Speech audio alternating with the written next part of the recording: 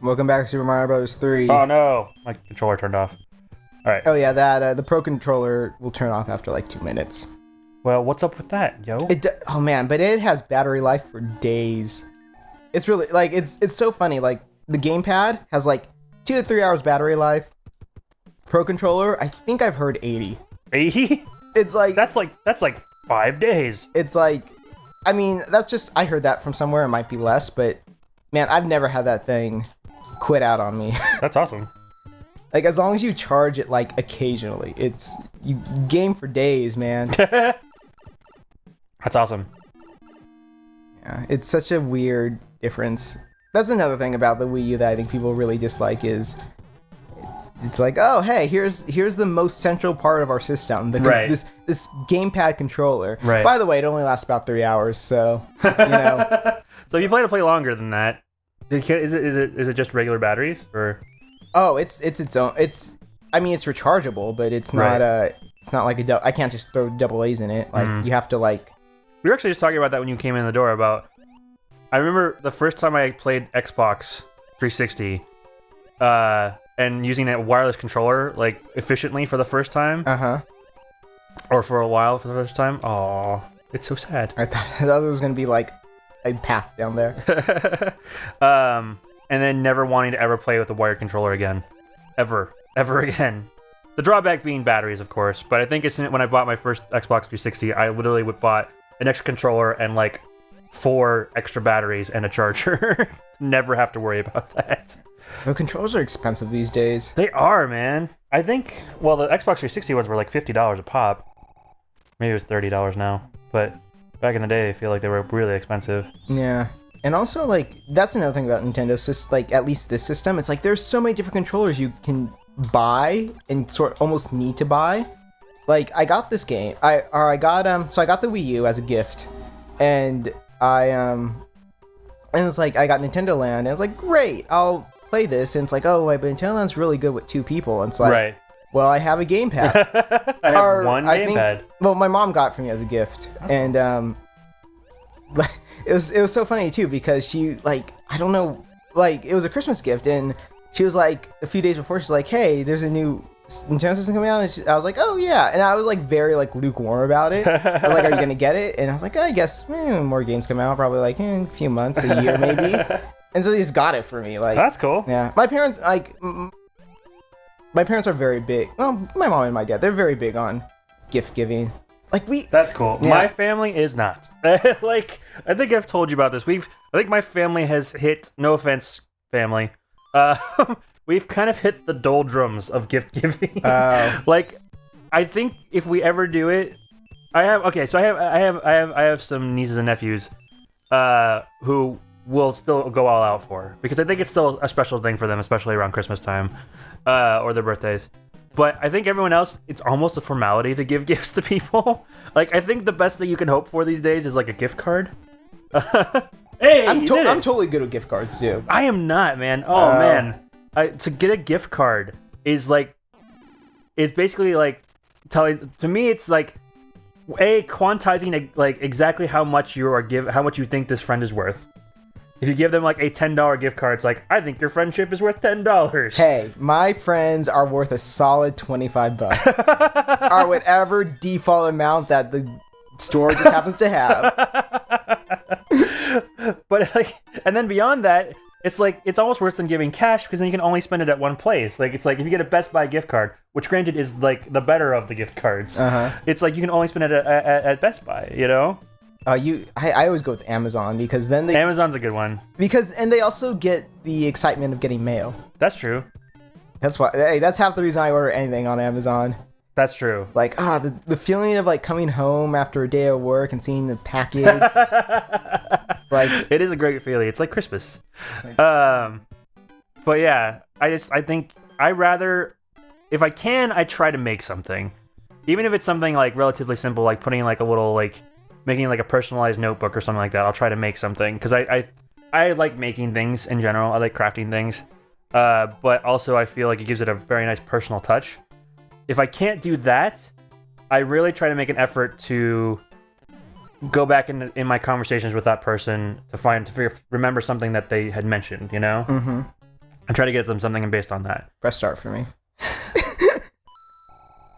But you know how that is. Yes. So, I don't know. That's just where I lie with gift cards. How do we get onto gift cards? Because I talked about how I received the Wii U as a gift. Oh, right. But when I got the Wii U as a gift, my mom bought a Pro Controller with it. Because I guess she went to the store and she was asking the person there, like, what if I need another controller. Which I did, but the Pro Controller doesn't work with Nintendo Land. It works with Gamepad and Wiimotes. Oh, wow. So I was like, okay, cool. Like, gonna buy a Wiimote. It's like, awesome, okay, gotta go buy the Wiimote. And then a nunchuck to go with it. And then I was like, great, now I can play Nintendo Land with my sister. And we had a ton of fun. Then a few days later, I was like, this is backwards compatible. Like, there's a lot of Wii games I never played because I didn't own a Wii. Sure. So I was like, gonna get me some Sonic Colors. And I tried playing Sonic Colors with the Wiimote, and I was like, oh, this is a horrible controller. So I had to get the classic controller. Right. Which, by the way, is not its own wireless controller. It plugs into... Your wireless controller. It plugs into the Wiimote. So now I have, like, so now whenever I play Sonic Colors, it's... Oh. Sad. Whenever I play Sonic Colors, it's like, okay, I've got this Wiimote that I have to keep wrapped around my wrist. And then I have to have the Pro control, like, not the Pro controller, the classic controller plugged into it. So I have, like, a cock and balls, like, around, like, my wrist. The Wiimote being the cock and the yes. controller being the balls. In case someone didn't get that. Yeah, I got a cock and ball around my wrist. And that's how I have to play Sonic Colors. And then, like, oh, I want to play a 2-player virtual console game. Okay, glad I have that Pro controller. So, like, whenever I come home or even come here with, like, my Wii U, I have, like, just all these random, like, pieces of, like, crap. Like, not crap, but, like... There's a lot to it. There's, like... It's like I have to have a game plan just for, like, what controllers I'm using for a game. It's like, all right, we're gonna do the virtual console, gotta get the gamepad out, gotta get the Pro controller out. Oh, wait, like, what? That's why you have to invest in vintage suitcases for your consoles, like I do. Although, in all fairness, like, there are some games that do let you use, like, any controller. So, like, if I wanted to play, like, Super Mario 3D World with 4 people, right. I could, because it uses a Pro controller and it uses the Wiimote as well. That's cool. But at the same time, like, then you're kind of screwing someone if you give them the Wiimote, because that's this... It's crap. The inferior controller. It's super inferior. Like, I can understand why some gamers had, like, a big problem with the Wii and sort of lost a little... Like, Nintendo kind of lost some clout with the more hardcore gamers, because it's a terrible controller. Like, in theory, it kind of works, because it's, you know, if you flip it on its side, it's got the 2 buttons. Right. But it's just, like... it's... I don't know. I get that. I can kind of...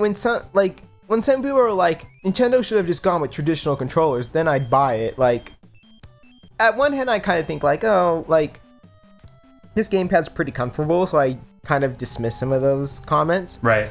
But at the same time, like, I can kind of see, like, okay, like, they did really F up with the Wiimotes in my...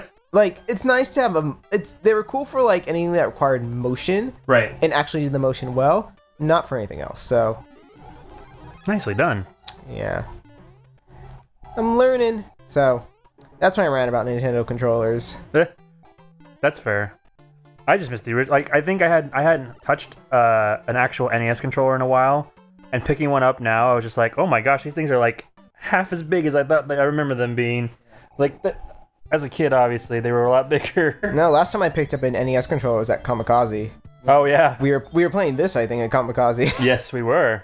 I think when I was looking for you, like when you first, because I got there a little bit before you, and I was like, you know what? I'm gonna stick by Super Mario Brothers 3. He'll come over here eventually. Eventually it will summon him. I don't know. It'll summon him. Oh, I don't have any mushrooms. I don't got the shrooms. All right. You got a lot of things that are better than the shrooms, though. I know. I just don't like to waste that stuff on unimportant levels. Conservation of ammo. Or no, like, once you get, like, trust me, once we get to World 6, which is not the next world, but the world after that, then you'll see me start pulling out that stuff, because that's the ice world, and... Oh, frack! Alright. Because...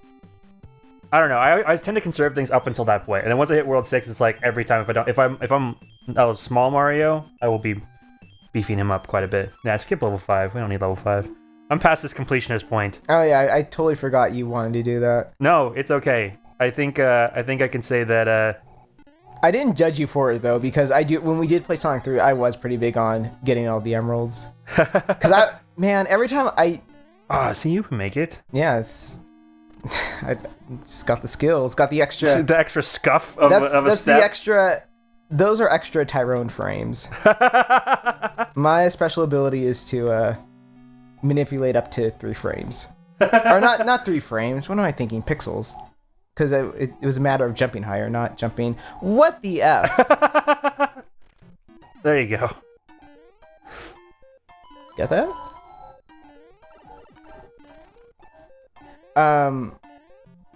Oh gosh, I can't. Speaking of pixels and frames and all that. Yes. I cannot wait for Summer Games Done Quick. For what? Summer Games Done Quick. I've told you about this. It's yeah. thing. We should totally watch that. It's so good. So good. When does it start? I don't know. Sometime in June.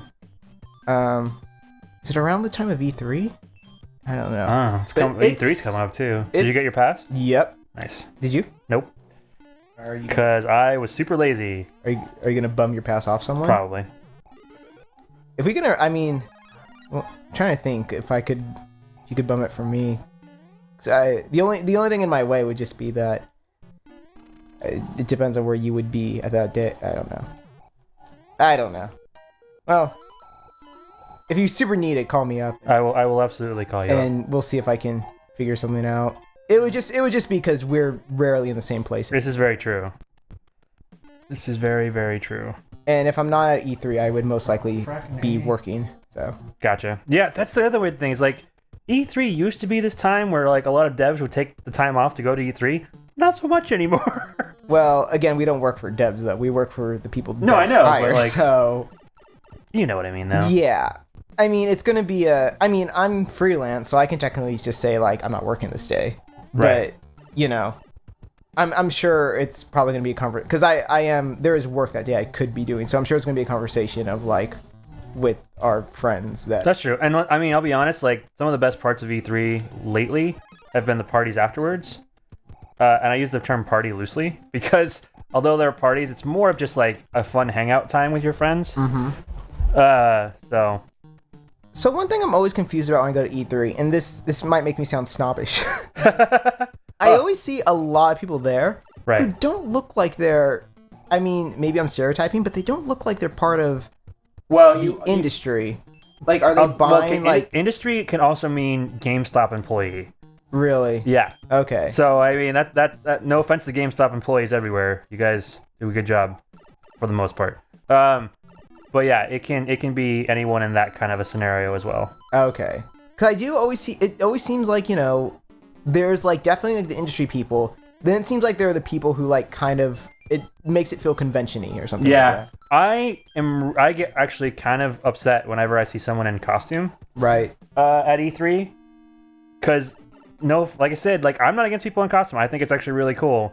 But that's not what E3 is about. E3 is not your time to like that cold cash and making a little bit. Oh my gosh, Tim.